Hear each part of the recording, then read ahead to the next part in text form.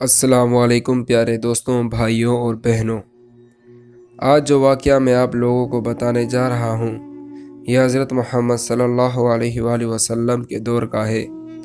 یہ وہ ان میں سے ایک شخص تھا جب وحی آیا کرتی تھی تو وہ جلدی سے لکھ لیا کرتے تھے۔ تو چلو پیارے دوستوں ویڈیو کی طرف چلتے ہیں۔ امام بخاری رحمۃ اللہ علیہ حضرت انس رضی اللہ تعالی عنہ سے روایت کرتے ہیں کہ ایک نصرانی دائرہ اسلام میں داخل ہوا اور اس نے سورہ بقرہ اور سورہ آل عمران پڑھی۔ وہ نبی کریم صلی اللہ علیہ وآلہ وسلم کے لیے وحی وغیرہ لکھا کرتا تھا۔ کچھ دنوں بعد وہ اسلام سے مرتد ہو کر پھر نصرانی بن گیا۔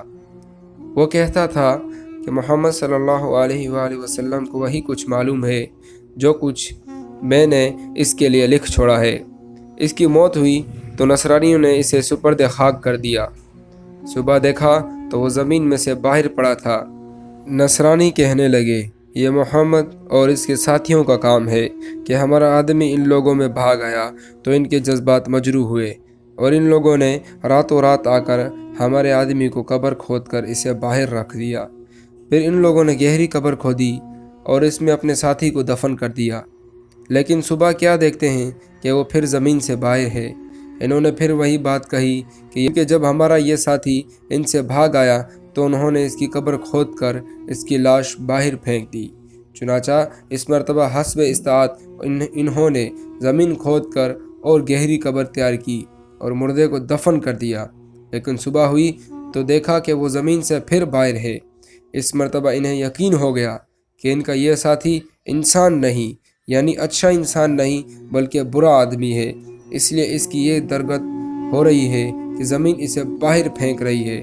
چنانچہ اس مرتبہ انہوں نے اپنے ساتھی کو یوں ہی پڑا چھوڑ دیا۔ اگرچہ اللہ تعالیٰ کا عام دستور یہی ہے کہ عذاب قبر کا مشاہدہ عام جناتوں اور انسانوں کو نہیں ہوتا، لیکن کبھی کبھی اللہ رب العزت عبرت کے لیے بعض احوال ظاہر کر دیتے ہیں۔